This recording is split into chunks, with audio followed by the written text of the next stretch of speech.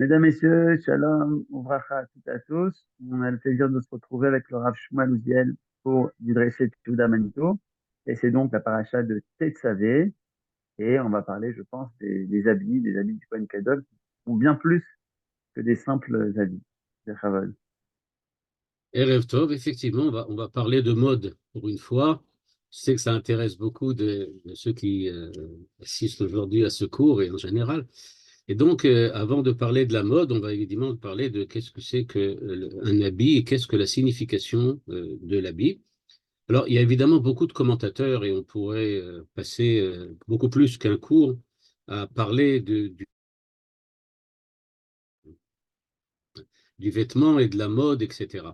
Mais ce qu'on va faire aujourd'hui, j'ai choisi de commencer par un texte du Rav Hirsch, du Rav Shimshon Raphaël Hirsch, qui va nous permettre d'aborder sous l'angle, on peut dire comme ça, un peu du pshat, ce que représente et ce que signifie le vêtement.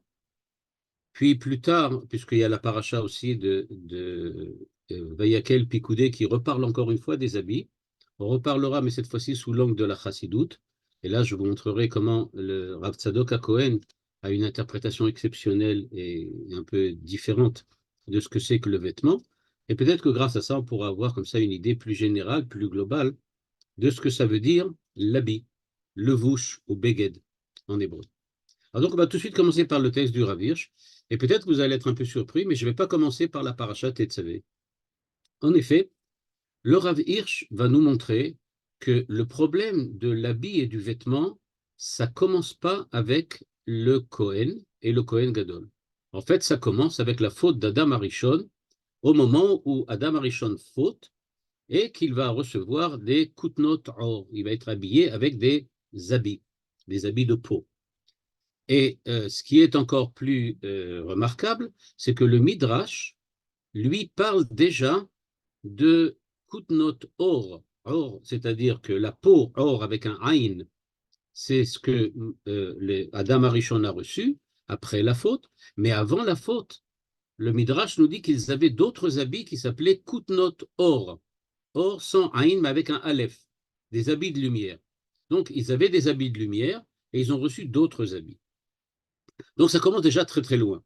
Et on voit donc que l'habit, c'est pas simplement l'habit, le vêtement, c'est pas simplement quelque chose qui représenterait l'uniforme des Kohanim, mais c'est en fait, ça a déjà toute une fonction, une signification qu'il faut essayer de décrypter depuis la faute d'Adam Arishon.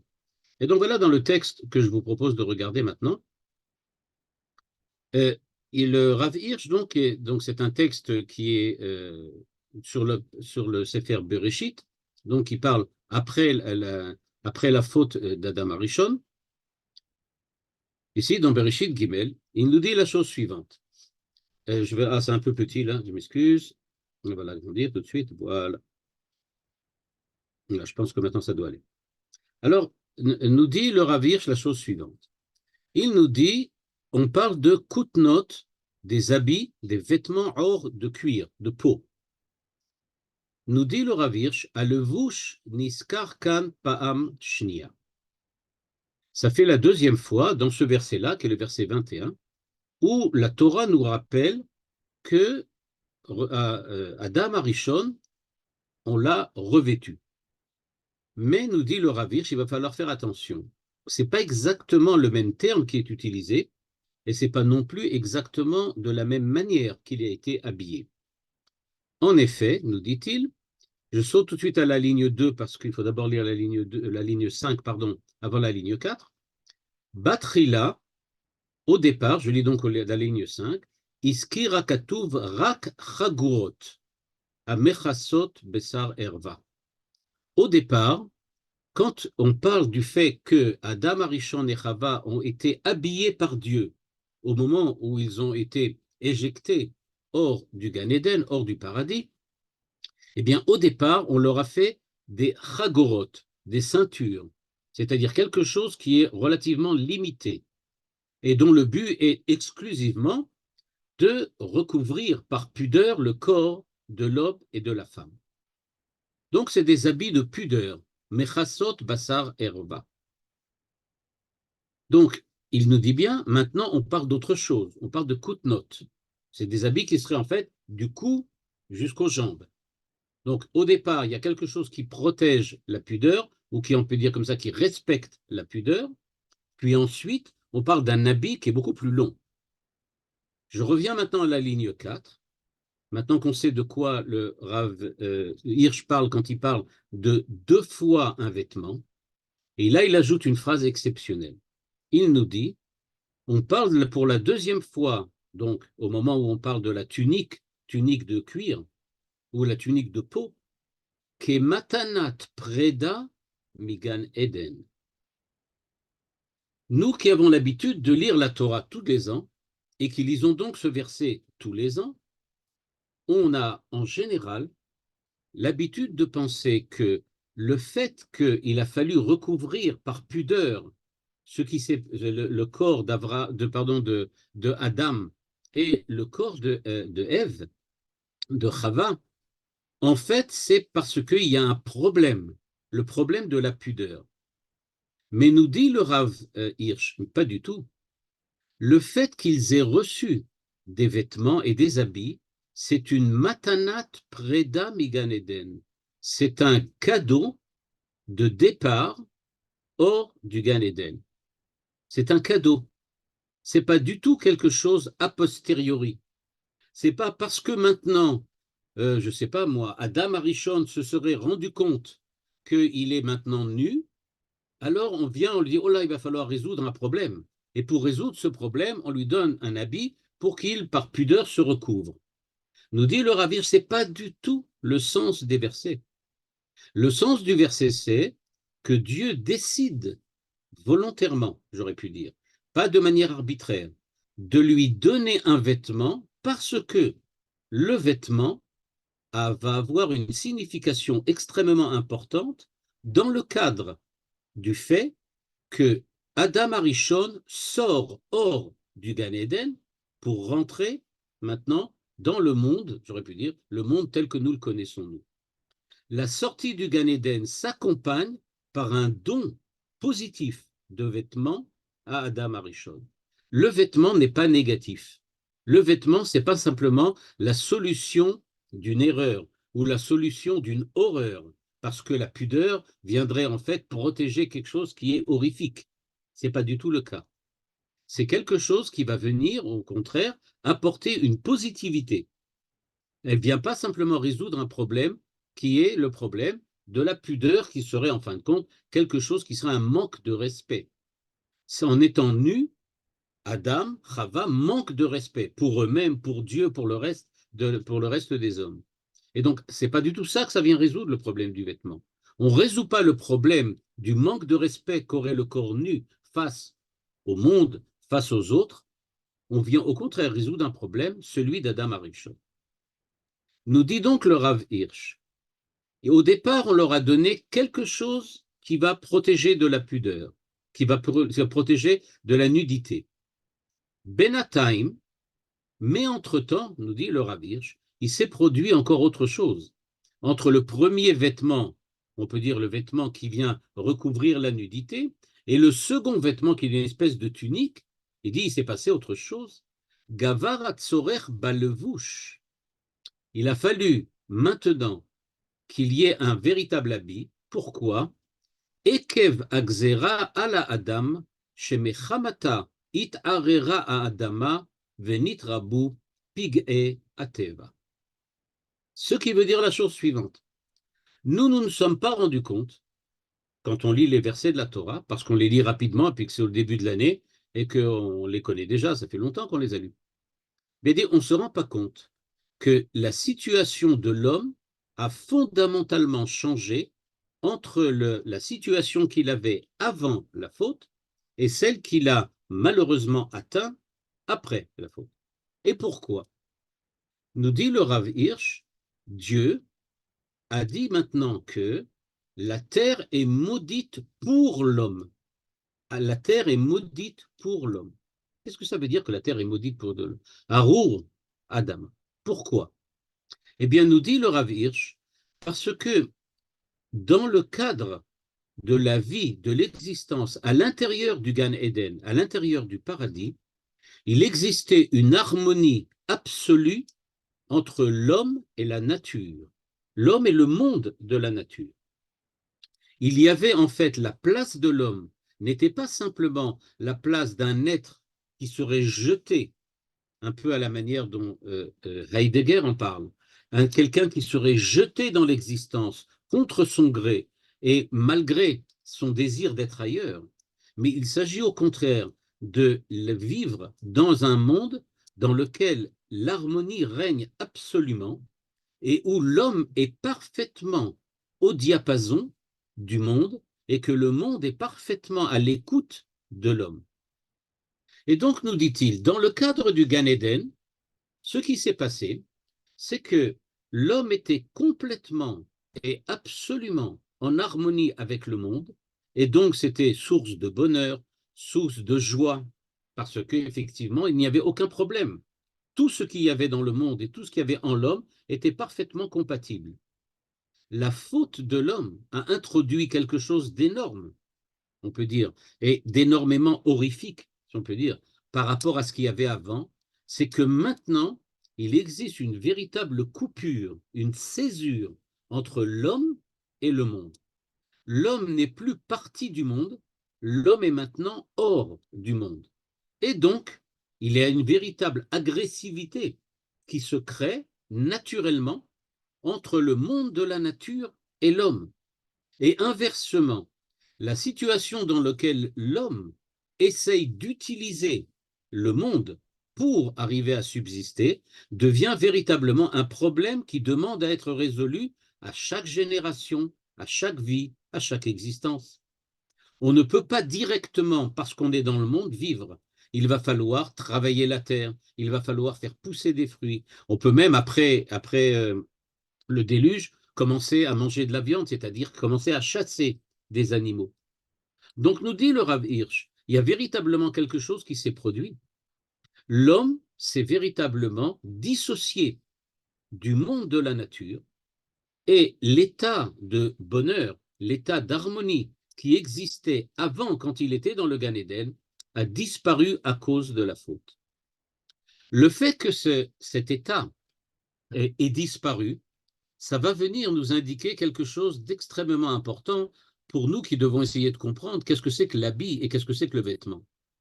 Le vêtement, nous dit le Rav Hirsch, n'est donc pas fait pour couvrir la nudité, mais il est fait pour résoudre le problème de l'homme qui doit, nous dit-il, maintenant arriver à se réconcilier avec le monde, c'est-à-dire arriver à l'état de bonheur et l'état d'harmonie qu'il avait avant la faute.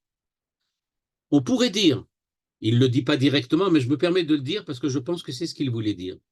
On pourrait dire de cette façon-là, l'histoire de l'humanité qui débute après la faute d'Adam Arishon et qui va ensuite se terminer ou perdurer avec la venue du Mashiach, Bimera Beyameinu, eh bien cette histoire, ce n'est pas autre chose que l'histoire du vêtement, c'est-à-dire de la réussite ou de l'échec du vêtement à amener l'homme à reprendre la position, l'état et la situation qu'il avait avant la faute d'Adam Arishon. Donc, ce n'est pas du tout, comme on pourrait le penser, donc comme on pouvait l'imaginer, une histoire de pudeur simplement. Il nous dit oui, il y a aussi ça, mais ce n'est pas seulement ça. Ça dépasse très très largement le cadre de la résolution du problème de la nudité et de la pudeur. On parle maintenant d'un habit qui est chargé de transformer l'homme, d'aider l'homme à se transformer pour redevenir ce qu'il était avant la faute d'Adam Arishon. Alors évidemment, il va falloir qu'on essaye de comprendre ce que ça veut dire un peu plus largement. Mais déjà, on peut dire que le Rav Hirsch un peu nous surprend parce que, a priori, notre vision de l'habit, notre vision du vêtement, c'est une vision qui est tout simplement une vision, j'aurais pu dire, fonctionnelle. La fonctionnalité du vêtement, c'est de couvrir la nudité et de protéger, évidemment, la pudeur. Ligne 6 en jaune devant vous. Nimtza, Chez Kaet Urpal Tafkid Alevush. Il dit donc, il y a donc maintenant, au départ, on leur avait donné des ceintures, c'est-à-dire des petits habits, qui étaient chargés de couvrir la nudité. Maintenant, ils ont reçu un grand habit. Pourquoi ce grand habit? Parce que ce grand habit, c'est ce qui va leur permettre maintenant de se protéger de l'agressivité de la nature, c'est-à-dire quelque chose qui doit remettre l'homme en harmonie avec la nature. Un homme ne peut pas vivre s'il est tout nu dans l'hiver, dans la nature, dans la jungle. C'est pas possible. Donc, il va falloir qu'il mette des habits pour pouvoir se protéger du froid, protéger du chaud, et qu'il reprenne sa place et sa position dans le monde de la nature, position qu'il a perdue à cause de la faute. Avant, Adam Arishon n'avait pas besoin d'habits. Et pourquoi il n'avait pas besoin d'habits? Parce que les habits, c'était inutile, puisqu'il vivait en harmonie parfaite et que la nature avait une position, j'aurais pu dire, avait une action positive pour lui et qu'elle était là pour l'aider. Qu'est-ce que faisait Adam Arishon dans le Gan Eden? Il n'avait pas besoin de cultiver, il n'avait pas besoin de faire pousser, il n'avait rien besoin de faire. Il devait le ovda ou le shomra. Il devait la préserver, la garder. Le ovda, semble-t-il, c'est le travail qu'il avait à faire pour prendre les fruits, manger les fruits, etc. Mais il n'avait pas besoin de faire un travail agricole. La terre n'était pas, j'aurais pu dire, elle n'était pas contre le fait que Adam Arishon voulait prendre des fruits. Et donc, elle donnait ses fruits naturellement comme Adam Arishon avait besoin. Et donc, si on en revient là, nous dit le Rav Hirsch, donc on comprend très bien, il y a deux fonctions, deux fonctionnalités de l'habit. Donc, le préserver de l'agressivité des événements naturels, du froid, du chaud, etc. Et de l'autre côté, préserver la pudeur en recouvrant la nudité. Le Rav Hirsch continue sur son idée, et maintenant il fait intervenir un autre élément encore. Il nous dit ces deux premiers éléments de l'habit et du vêtement ont certes leur importance, mais il ne faut pas oublier le troisième élément, qui est fondamental. Et c'est ce qui est en vert devant vous. Oulam, mikevan shalevush nitan la adam me'et Hashem Elokim, al kochenu yesh lo gam mashmaut kedosha. À savoir, puisque c'est Dieu qui apporte comme solution au problème de la nudité, au problème de la nature, l'habit et le vêtement, c'est donc que le vêtement, c'est quelque chose qui est préconisé a priori par Dieu dans la situation dans laquelle se trouve a posteriori Adam Arishon. Ce qui veut dire, il y a donc une dimension de Kedusha dans l'habit. Attention, on ne parle pas ici nécessairement d'un habit qui est Kadosh, mais il y a une dimension de Kedusha dans le fait que Dieu donne l'habit à Adam Arishon. Et donc il nous dit, Alevush beshte prinotav mechanech et Adam lashuv le ma'alato arishona.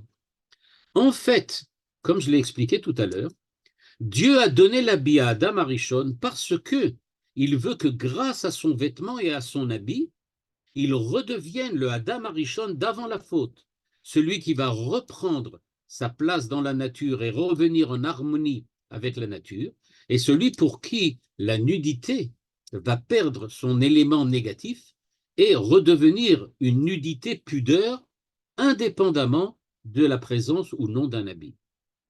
Et donc, comment l'habit va-t-il fonctionner? C'est-à-dire, phénoménologiquement parlant, qu'est-ce que l'habit va faire? Eh bien, il nous dit, premièrement, il doit recouvrir la nudité, ligne 1. Et donc, qu'est-ce que ça fait?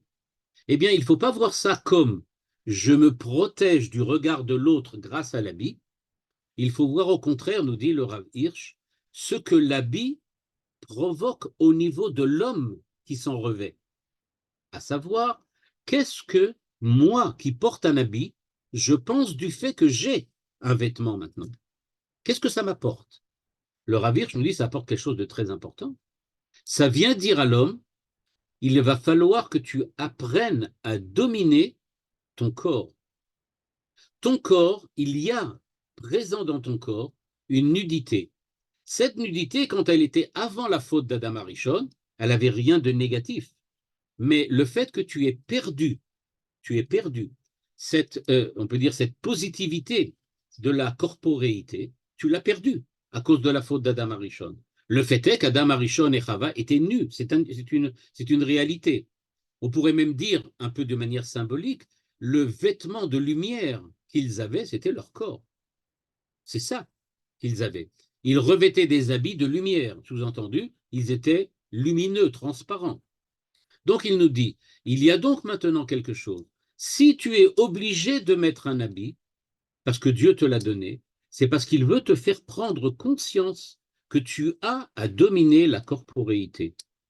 Celle-ci, au niveau de ce qui s'est passé avec Adam Arishon, a montré qu'elle pouvait être dangereuse si elle n'est pas canalisée. Donc il va falloir que tu apprennes à la canaliser. Et il continue en nous disant, ויש צורך מיוחד בהזרה כזו כעת, לאחר שגם הרוח העמיסה על עצמה את סיפוק צורכי הגוף, בזה התהפך תאכל לחם.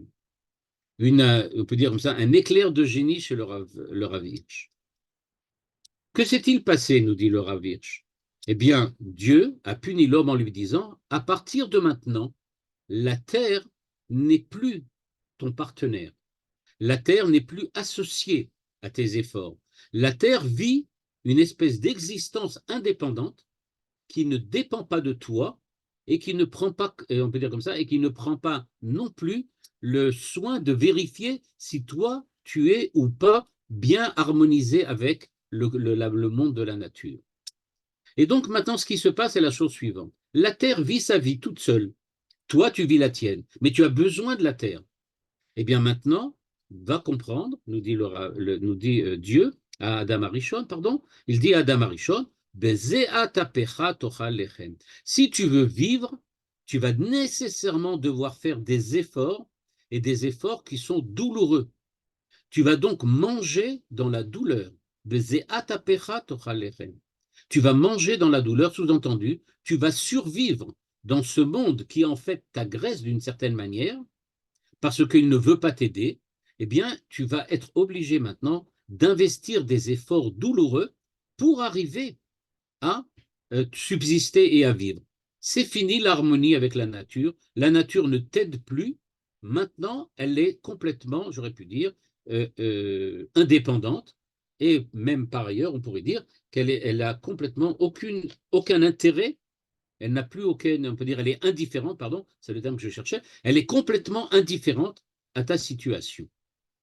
Alors pourquoi Bezea tapera tochal lechem, nous dit le Rav Hirsch, c'est si important. À partir du moment où l'homme se rend compte que son existence même va dépendre des efforts qu'il doit investir sans arrêt pour arriver à subsister matériellement, ne serait-ce pas dire que la matérialité est extrêmement importante, voire fondamentale. Et donc, dit le Rav Hirsch, après avoir reçu l'injonction divine, tu vas devoir investir des efforts permanents, douloureux, pour arriver à, je veux dire comme ça, à subsister matériellement. Ça veut donc dire que la matérialité, c'est l'essentiel de la vie de l'homme.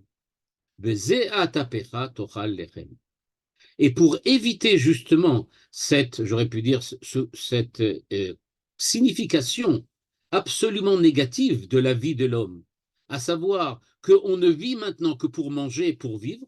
En gros, pourquoi tu vis? Pour vivre. Pourquoi tu manges? Pour manger. Parce que je suis obligé de travailler, d'investir des efforts, de passer mon temps, de faire des études, de travailler, d'avoir un métier, de faire toutes sortes de choses. Tout ça pourquoi? Pour manger. Simplement pour subsister. J'ai besoin d'acheter une maison, d'acheter des vêtements et d'acheter à manger. Ça veut donc dire que cette vie terrestre, qui est simplement matérielle, est devenue le centre de mon existence. Or, justement, dit le Rav Hirsch, c'est ça ce que l'habit vient rappeler à l'homme. L'habit vient rappeler à l'homme, fais bien attention, il faut maîtriser ce besoin maintenant que tu as de vivre une existence matérielle et ne pas te laisser complètement absorber par la vie matérielle, mais au contraire, essayer de te rappeler que Adam Arishon n'avait pas besoin d'investir tous ses efforts. Il n'avait pas besoin, lui, de passer son temps à, on peut dire, à donner à sa matérialité ce dont elle a besoin. ils vivaient tout à fait en harmonie, sans aucun problème. Donc, pour pouvoir permettre à l'homme de revenir à la situation d'Adam Arishon, le Rav Hirsch nous dit donc, on lui a donné un habit qui va couvrir sa nudité.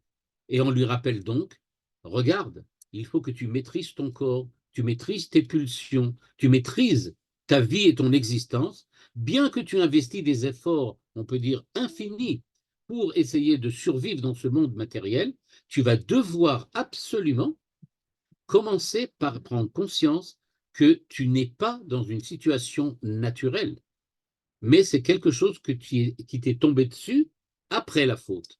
Et grâce à l'habit, grâce aux vêtements, tu vas pouvoir apprendre que tu dois revenir à la première situation, celle que Adam Arishon avait avant la faute. Deuxième problème à résoudre, nous dit le Rav Hirsch, et qui est donc le fait qu'on doit s'habiller parce que la nature est agressive, le froid, le chaud, la pluie, etc., la neige, etc. Donc, on est obligé de mettre des habits, de se recouvrir. Plus aucun rapport avec la pudeur. Alors, pourquoi l'habit vient-il résoudre un problème positif?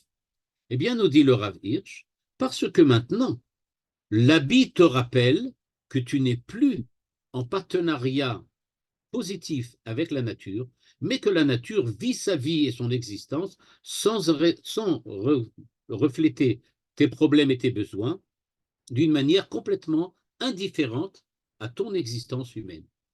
Et donc, nous dit-il, tu as perdu cette harmonie. L'habit vient donc rappeler, non seulement tu dois dominer la matérialité à laquelle maintenant tu es complètement asservi à cause de la malédiction de Dieu, ça c'était la première dimension, celle de la pudeur et celle de la nudité. Maintenant, il existe une seconde dimension, c'est la faute, à savoir, tu as perdu ton état primordial, et le fait que tu as perdu cet état primordial fait que tu vas devoir maintenant te rappeler que tu dois revenir à cet état-là, et c'est grâce à l'habit. Il nous dit à la ligne 5, à Adam nivra le levouche, l'homme était nu dans le Gan Eden. Lo hayat tzorech bo, mikevan, sheshalom shel Gan Eden, yanatut bo beno le ben ateva, shesovev oto. Il était en paix et en harmonie avec le monde. Mais toi qui vis maintenant après la faute, tu as besoin d'un vêtement. Et c'est pour cela que l'on dit que tu dois en fait tout le temps repenser à cette situation que tu as perdue, à cet état naturel que tu as perdu, et tant que tu n'es pas revenu au Gan Eden, eh bien tu devras sans arrêt investir des efforts. Dans un autre passage que j'ai mis aussi entre parenthèses, le Rav Hirsch exprime cette idée-là d'une manière un peu différente et aussi intéressante. Il nous dit, voilà, c'est ce qui est écrit plus tard, il nous dit, Alevush nitan la rishona, la adam, me'et avia enoshut be'et shegiresh et banav migan eden, el bet hasefer shel amal v'amarsor. L'homme est sorti du Gan Eden et il a perdu, donc, on peut dire, le bonheur et l'harmonie qu'il y avait dans le Gan Eden. Il doit maintenant tomber à ce qu'il appelle l'école du travail et du manque. Nous sommes dans un état de manque permanent. Nous manquons de nourriture, nous manquons de maison, nous manquons d'habits. On est tout le temps en manque et on doit remplir ce manque en permanence avec le travail que l'on va investir à cause de ce qu'il est écrit mais nous dit le Rav Hirsch à ce moment-là, dans cet autre verset, il nous dit il y a un danger, c'est que comme je l'ai dit précédemment, l'homme se laisse complètement engloutir sous, on peut dire comme ça, le travail qu'il fait, qu'il accomplit pour pouvoir survivre. Et à ce moment-là, nous dit le Rav Hirsch, une dimension auquel il n'avait pas parlé, il a dit, au fait, ne tomberait-il pas à ce moment-là tout simplement dans la bestialité? Pourquoi ne devient-il pas, au fond, comme un animal? Parce que qu'est-ce que font les animaux? Ben, ils vivent, c'est-à-dire, ils ont froid, ils ont chaud, ils ont besoin de manger, ils ont besoin de se reproduire, c'est tout ce qu'ils font. Et ils ne font pas autre chose. Donc, en fait, provoque au niveau de l'homme une situation dans laquelle il pourrait être en danger, c'est-à-dire le danger de la bestialité, de s'imaginer qu'il n'est pas autre chose qu'un animal qui a besoin de survivre, c'est tout. C'est pour ça, nous dit-il, הלבוש מהווה בעצמו תזכורת לייעודו המוסרי של האדם, והוא סימן הראשון והבולט ביותר בהופעה החיצונית של אופי האדם. Et donc c'est pour cela, nous dit-il, qu'on a reçu des vêtements, et donc on voit donc que le vêtement va donc jouer en fait trois rôles qui sont en fait deux en un. Il y a deux rôles bien clairs: préserver, on peut dire, la pudeur en recouvrant la nudité, permettre à l'homme de pouvoir se remettre en état d'harmonie avec la nature, c'est-à-dire de pouvoir vivre dans un monde qui, a priori, est plutôt négatif par rapport à lui. Mais tout ça, ça doit être investi, nous dit-il, dans la première, ou j'aurais pu dire la fonction la plus importante, qui est que le vêtement doit ramener l'homme à ce qu'il a toujours dû être, il aurait dû être, pardon, c'est-à-dire ce qu'il était avant la faute d'Adam Arishon. Et donc le vêtement, par ces deux fonctionnalités, représente la façon, la manière dont l'homme doit se prendre en main, prendre sa responsabilité et redevenir ce qu'il est vraiment, c'est-à-dire développer en lui l'identité humaine parfaite que Dieu lui avait donnée dès le départ, quand il était dans le Gan Eden. Humanité parfaite qui était donc parfaitement en accord et en harmonie avec la nature. À partir de ce moment-là, nous dit le Rav Hirsch, nous allons juste encore une petite idée sur l'histoire de Adam Arishon, et vous allez voir qu'elle est absolument surprenante. Il nous dit, ça nous explique pourquoi Rabbi Meir dit que les vêtements que a reçus Adam Arishon, c'est pas kutnot or, des habits, j'aurais pu dire matériels, mais des habits de lumière. Alors beaucoup disent, oui, il avait des habits de lumière avant la faute, et après il a eu des habits de cuir de peau. Ok, mais c'est pas ça, dit le Rav Hirsch, qu'il faut comprendre. Il n'avait pas d'habits de lumière avant, il n'avait pas d'habits du tout. Alors quand Rabbi Meir dit que les habits qu'il a reçus ne sont pas des habits, des vêtements matériels, mais des vêtements de lumière, que veut-il dire? Il veut tout simplement dire que ces vêtements qu'il a reçus, leur fonctionnalité n'est pas au niveau de la matière, c'est-à-dire juste préserver la pudeur et protéger du froid. Le but véritable de ces habits, c'est lumineux, c'est-à-dire c'est rapporter à l'homme on peut dire, l'état qu'il avait avant la faute d'Adam Arishon. C'est ce que dit Rabbi Meir. Rabbi Meir dit, vous croyez que c'est seulement des habits, des vêtements, mais ce ne sont pas seulement des habits, c'est de la lumière. C'est ça ce que Dieu a donné, la matanat preda, le cadeau de départ que Adam Arishon a reçu quand il est sorti du Gan Eden. C'est ça le cadeau qu'il a reçu. Dieu lui a dit, tu vas être puni, sous-entendu, tu vas sortir du Gan Eden. En fait, nous dit le Rav Hirsch, sans le dire ici complètement, il n'est pas vraiment sorti du Gan Eden. C'est tout simplement qu'il a changé complètement par rapport au monde. Le monde était un Gan Eden pour lui. Il est devenu maintenant un monde indifférent, voire un monde négatif. Mais ce n'est pas lui qui a été éjecté en dehors d'un certain endroit qui s'appelait Gan Eden. Non, le monde entier, c'était le Gan Eden. Parce qu'il était, du point de vue de la nature, du point de vue de son état, il était en parfaite harmonie avec le monde globalement. C'est le monde globalement qui a perdu, on peut dire comme ça, son guide. L'homme était le guide du le monde suivait l'homme, et maintenant l'homme a brusquement choisi un chemin dans lequel il n'est plus en rapport, il n'est plus en relation avec le monde. Il est coupé du monde. Donc, on lui donne des habits, Dieu lui donne en lui disant, voilà la solution. Rappelle-toi que tu dois, on peut dire, ne pas te laisser submerger par la corporéité, et rappelle-toi que tu étais dans un état, une identité qui était complètement différente, et que tu peux les récupérer si tu fais les efforts suffisants, c'est-à-dire si tu fais ce qui est écrit dans la Torah, et ce qui va être donné beaucoup plus tard, après ça, à Moshe Rabbeinu et aux enfants d'Israël dans le Sinaï. Donc, Kutnot Or, les habits lumineux, nous dit le Rav Hirsch, ce ne sont pas des habits simples. Ce sont véritablement des habits tels que nous les connaissons, des vêtements tels que nous nous en revêtons, mais quand on les applique, quand on les utilise, de la façon positive qui nous permet de revenir à ce que nous avons toujours dû être, c'est-à-dire qui nous permet de nous rétablir dans l'identité primordiale que nous avions reçue avec Dieu, avec Chava, quand on était tous dans le Gan Eden, au moment où Dieu nous a créés.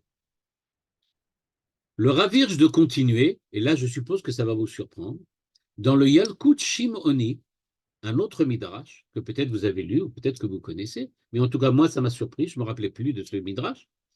Il y a certains qui disent, et là ça a un rapport avec la paracha de cette semaine, c'est pour ça qu'on étudie ce texte du Rav Hirsch, quel vêtement a reçu Adam Arishon? Eh bien il a reçu Bigde Keuna. Il a reçu les habits des prêtres. Les habits des prêtres. Qu'est-ce que ça veut dire?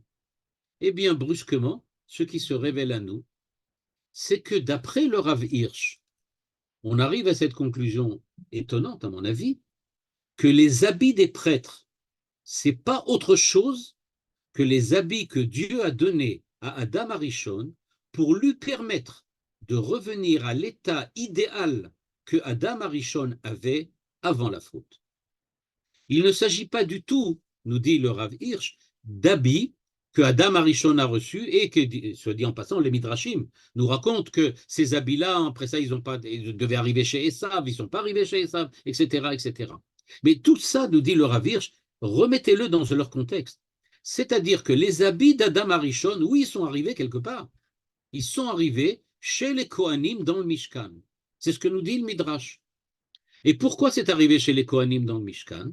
Parce que les Kohanim dans le Mishkan, ils sont en fait pas seulement le symbole, mais la réalisation actuelle en acte de la présence d'Adam Arishon. Le Kohen dans le Beth Amikdash, c'est Adam Arishon. C'est comme ça qu'il doit être. Adam Arishon était celui qui était capable donc de vivre en harmonie et qui fait exactement ce que Dieu lui demande. C'est vrai qu'il n'a pas fait exactement ce qu'il fallait, et puis voilà, on en est arrivé là. Mais grâce au Mishkan, grâce au Mikdash, nous allons récupérer cette identité d'Adam Arishon perdue, et nous allons essayer, grâce au Mishkan et au Mikdash, de revenir dans la situation de Adam Arishon avant la faute, ce qui va nous permettre, en fait, de pouvoir réaliser un monde de Kedusha. Je vais donner cette expression qu'encore une fois, le Rav Hirsch ne donne pas, mais je me permets de la donner parce que je crois qu'elle peut exprimer clairement ce qu'il veut dire. Si on vous demande où est le Gan Eden, bon, on ne sait pas où était le Gan Eden puisque c'est le monde entier. Il nous dit oui, mais après la faute d'Adam Arishon, où était le Gan Eden? Eh bien, il était à Jérusalem, il s'appelait le Temple, dans lequel il y avait là-bas Adam Arishon. Les Kohanim qui se trouvaient dans le Temple et qui remplissaient le service de Dieu, ce sont des Adam Arishon. Tous, ils représentent ce que c'était Adam Arishon. Et donc, nous dit le Rav Hirsch, c'est pour cela que les habits d'Adam Arishon sont dénommés dans le Midrash les habits des Kohanim, les habits des prêtres. Et il nous explique, chez Ken, ligne 13, ligne 14, Matarat al-Levush, regardez bien, le but, la finalité du vêtement, et quand il dit la finalité du vêtement, il parle de nos vêtements. Parce qu'en fait, Adam Arishon, il a reçu des habits de Kohen Gadol, d'accord, mais nous n'avons pas les habits de Kohen Gadol, on n'a que des habits à nous, nos habits à nous. Alors il dit oui, Matarat al-Levush, il est à ir etenenu, ou le kadshenu ke kohane Hashem. Nos habits à nous, ils sont exactement dans la même, j'aurais pu dire, perspective que les habits du Kohen. C'est-à-dire, ils doivent effectivement protéger la pudeur et recouvrir la nudité. Ils doivent, c'est-à-dire, nous dit-il, nous rappeler que nous devons constamment être à l'écoute de notre existence et savoir dominer les passions et les matérialités qui l'entourent. Par ailleurs, on doit aussi se rappeler qu'on a perdu quelque chose depuis la faute d'Adam Arishon, quelque chose que nous devons récupérer. C'est donc que nos habits, ils sont exactement la même, on peut dire la même fonctionnalité que les habits du Kohen. Simplement, les habits du Kohen, ce sont les habits qui sont faits et qui sont donc parfaits pour la fonction de Adam Arishon. Nos habits à nous, en fait, ce n'est pas les habits du Cohen. Ce sont des habits qui nous permettront un jour d'être Kohanim. Mais on n'y est pas encore Cohen. Je rappelle, et vous le verrez par la suite, le Rav Hirsch rappelle Atem tiyu mamlechet Kohanim vegoy kadosh. Ça veut dire, et là il faut dire que l'explication est un peu différente que celle que Manitou en donne d'habitude, mais ici ça veut dire, dit-il, qu'on doit être vraiment des Kohanim. En fait, on est des Kohanim. Nous sommes des Kohanim. D'ailleurs, il va l'expliquer par la suite. Si vous voyez un Kohen et que vous vous demandez, est-ce que le Kohen, il est différent de moi? Moi, je ne suis pas Kohen. Mais est-ce qu'un Kohen est différent de moi? A priori, on est tous jaloux.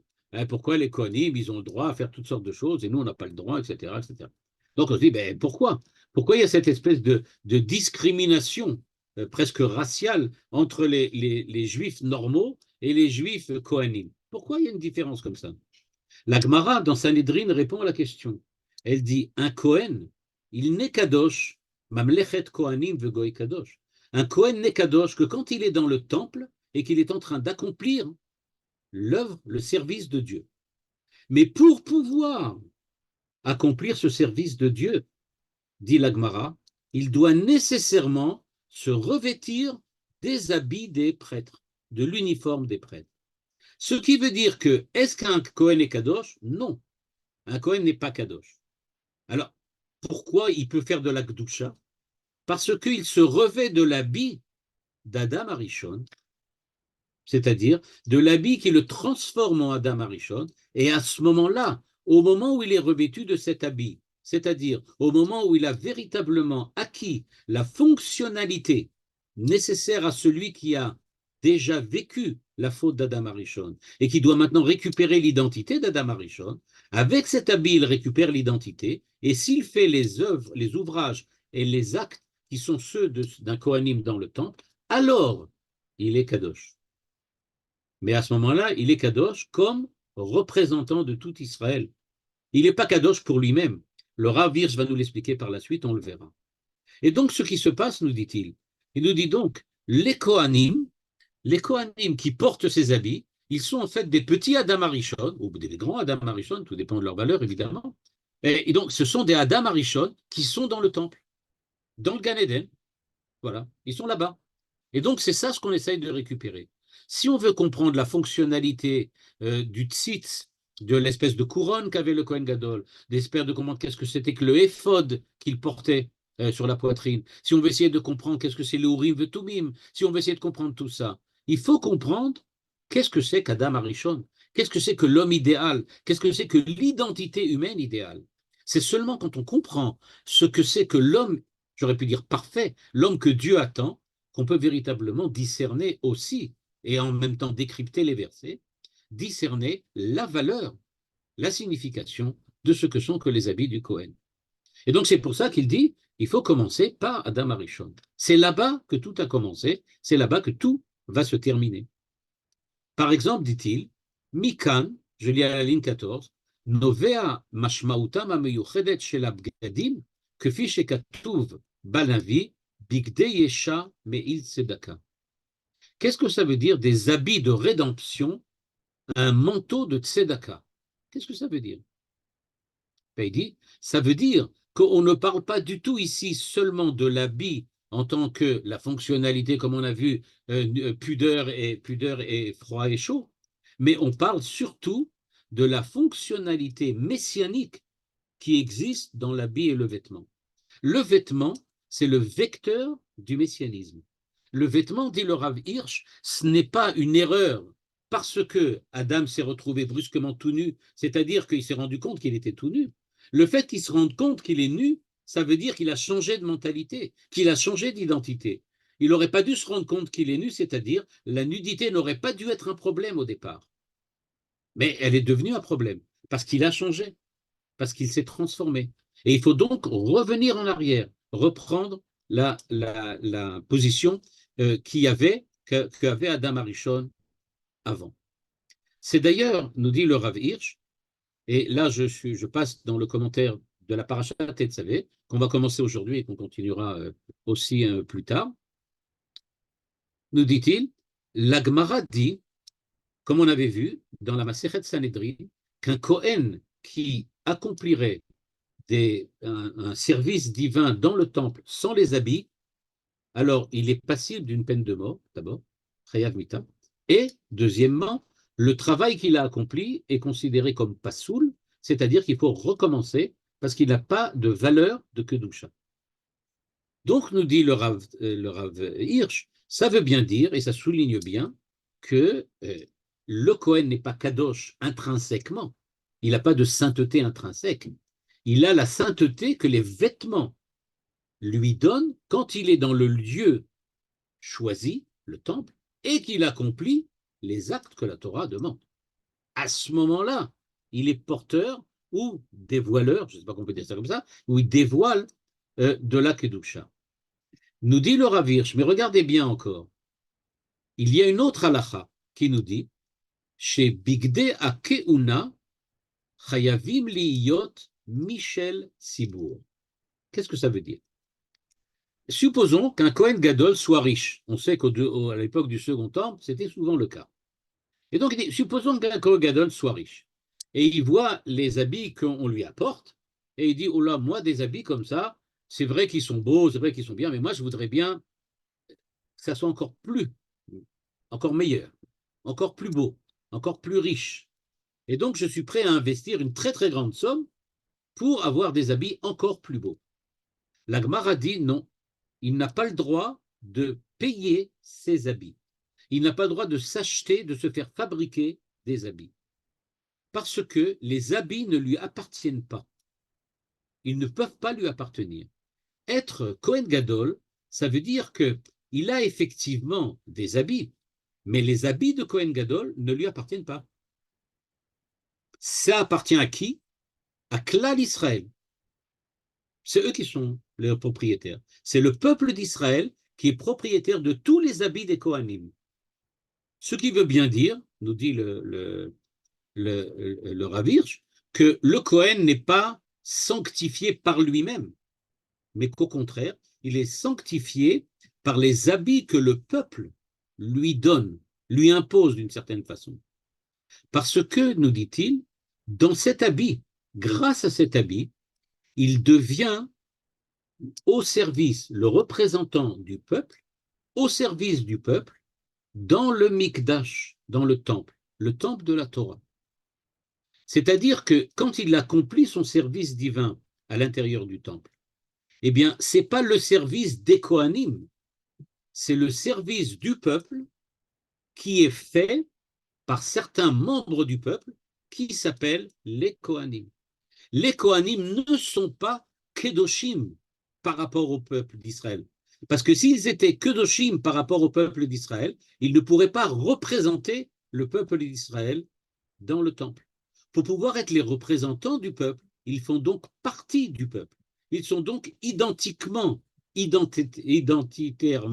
parlant, du point de vue de l'identité, ils sont comme des Israël. Ils sont comme des Juifs normaux. Il n'y a pas de différence.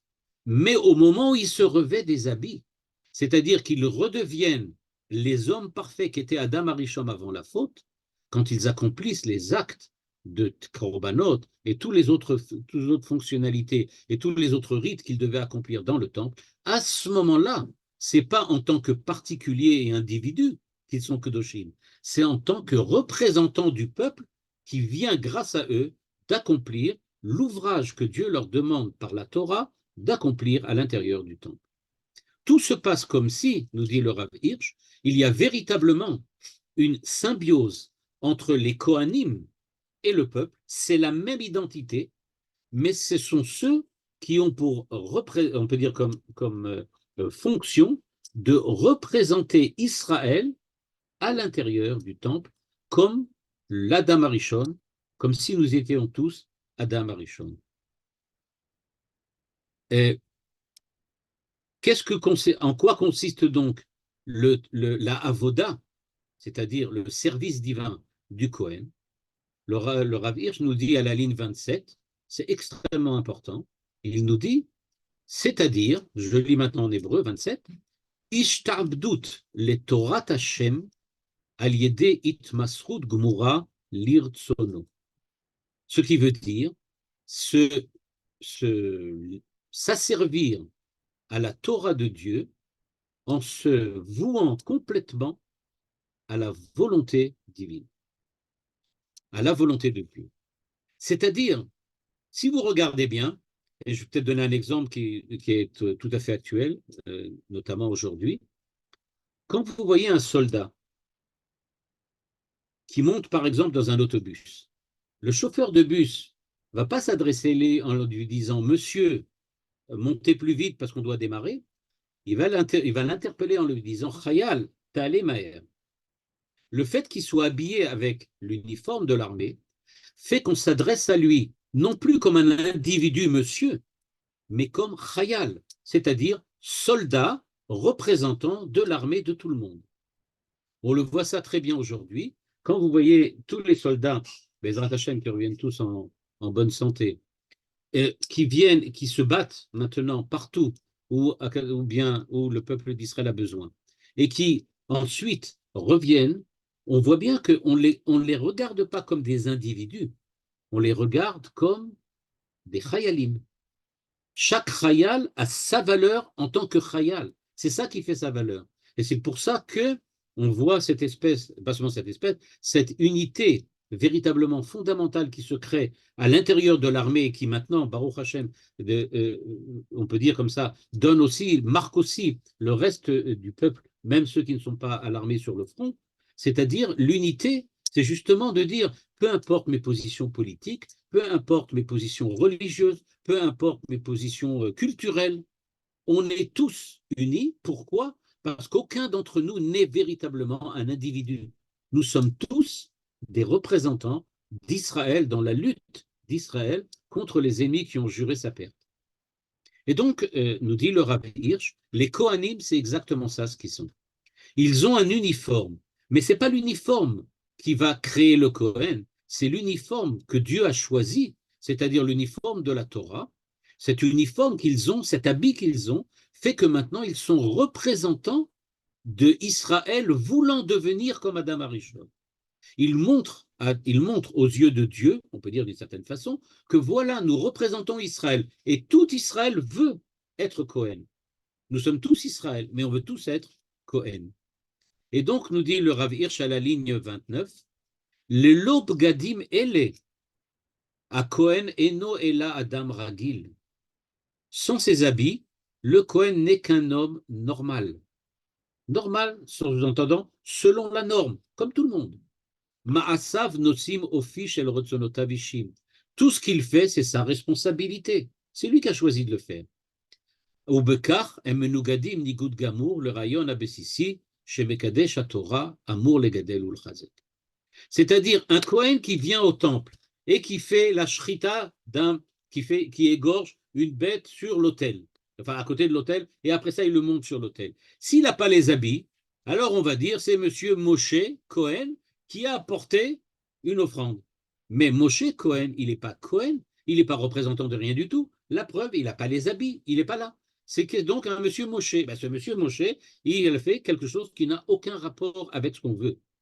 Dit-il, la véritable valeur de l'acte à l'intérieur du temple, c'est en tant que Cohen, c'est-à-dire en tant que représentant de celui qui accomplit la Torah de Dieu sans réfléchir et qui fait exactement ce que Dieu lui demande. Pas ce qu'il veut, mais ce que Dieu lui demande. Un Cohen ne peut pas dire le matin, bah aujourd'hui, j'ai pas trop envie de faire d'égorger une bête. Moi, je sais pas, j'ai les animaux, moi je suis pour l'association de protection des animaux, voilà, et j'ai pas trop envie de le faire. Ça marche pas. Tu dois égorger, tu égorges. C'est comme ça que ça fonctionne un Cohen. Un Cohen, il est comme un soldat et il doit accomplir exactement ce qu'il a à faire. C'est pour ça, nous dit-il, que sans les habits, en fait, un Cohen ne fait que refléter sa propre individualité, individualité qui ne représente que lui-même, et à partir du moment où elle ne représente que lui-même, elle n'est donc pas représentation d'Israël, elle n'est donc pas Kdosha, elle n'est donc pas non plus ce que Dieu attend, et elle est tout simplement l'œuvre d'un homme, peut-être de valeur, mais en tout cas, elle n'est pas dans le temple fait par Adam Arishon. Dans les prochains cours, on va parler, je continuerai à parler du Kohen et donc de l'habit, mais dans le prochain cours, j'essaierai de montrer comment le Rav Hish interprète chacun des habits du Kohen, c'est-à-dire quelle est la valeur particulière des habits d'Adam Arishon en fait, puisque ce sont là ça, d'après le Midrash, le Yalkut Shimoni, ceux avec lesquels s'est revêtu Adam Arishon, et donc je vais essayer de montrer quelle est la valeur ou quelle est la signification de chacun des habits. Puis après ça, je voudrais montrer comment, dans la Chassidoute, on interprète cela d'une manière différente, mais aussi intéressante, qui nous montrera encore une fois une autre facette de la signification des habits.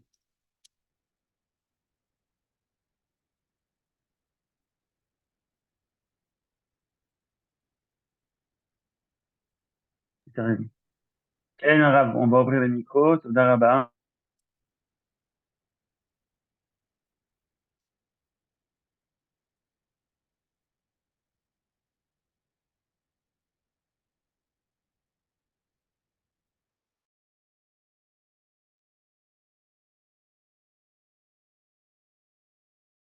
Vous pouvez ouvrir le micro, poser vos questions.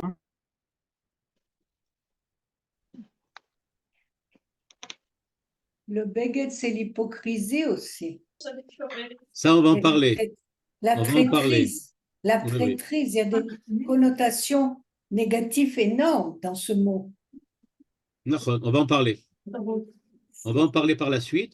Effectivement, le Rav Hirsch explique que Beged, ça peut aussi vouloir dire bagad.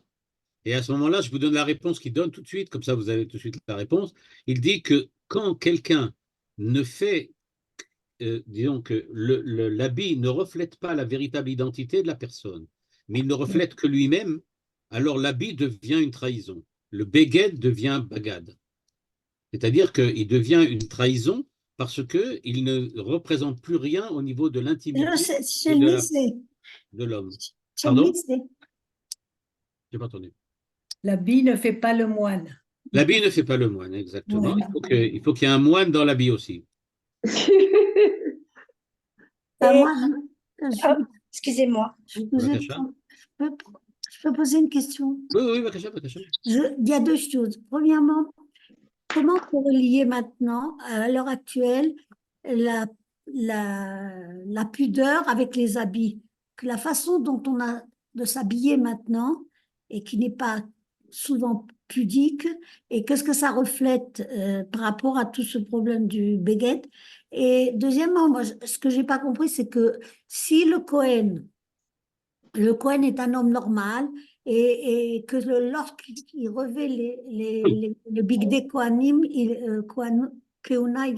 mais alors, si on prend un homme, Israël, pas un Lévi, et qui revêt les habits de Keuna, c'est pas pour ça qu'il devient Cohen. Il peut pas Non, devenir. non, vous avez raison, tout à fait. Il y a quelque chose de particulier, c'est que les Kohanim ont été choisis par Dieu pour être ceux qui seront les représentants d'Israël quand ils revêtront les habits dans le temple. Donc c'est un choix, effectivement. Il y a une différence. Mais, je vais dire comme ça, il n'y a pas de différence entre Israël et un Kohen, si ce n'est que le Kohen a été choisi pour une fonction particulière. Mais il n'y a pas de différence. Et si on dit que, là je vais jeter quelque chose, je suis sûr qu'il y a des gens qui ne vont pas être d'accord, mais ce n'est pas grave. Je vais jeter quelque chose. Je vais dire, mais alors si Israël imam lechet kohanim vegoy kadosh, ça veut dire qu'Israël sont les kohanim des peuples, ça veut dire que dans la nature, il n'y a pas de différence entre les peuples et Israël, mais il y a une fonctionnalité différente. Mais ça, pas tout le monde est d'accord, je dis tout de suite.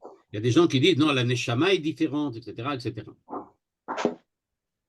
Mais a priori, d'après ce que dit le Rav Hirsch, c'est ça ce qui ressort. C'est-à-dire Israël a une fonctionnalité différente, mais au niveau de la nature humaine, il n'y a pas de différence entre la nature humaine de tous les hommes et la nature humaine d'Israël. De la même manière. De la même manière qu'il n'y a pas de différence entre un juif Cohen et un juif pas Cohen. Simplement, lui, il a une fonctionnalité différente. Il doit représenter Israël. Et pour les habits, alors, la façon... Ah, les habits, la pudeur, ben, ça veut dire qu'aujourd'hui, ce ne sont pas des habits. Ah. Ce ne sont pas des habits. Évidemment, si quelqu'un qui revêtrait un habit complètement transparent, Bah, il a bien mis du tissu, mais c'est pas un habit.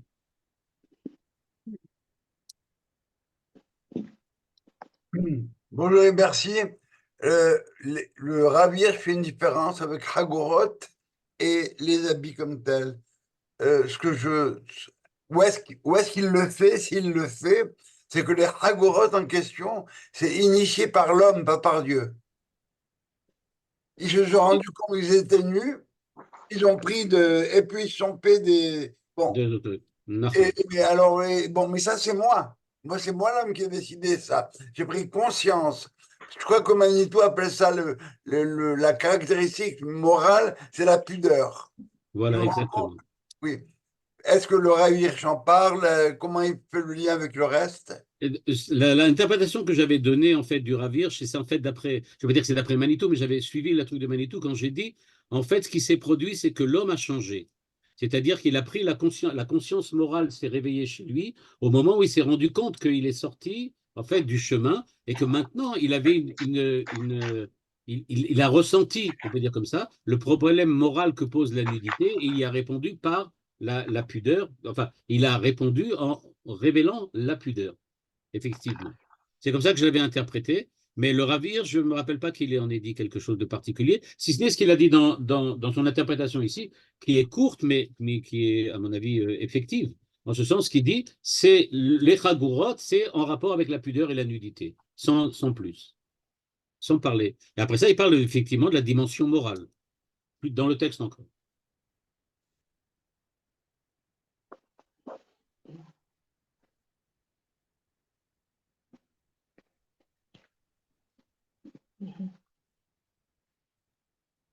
יופי. Ok. תודה רבה. Comme tout. Shabbat shalom. Shabbat shalom, Merci. Erev Tov. תודה רבה, הרב. Shalom. שבת שלום. Shabbat shalom.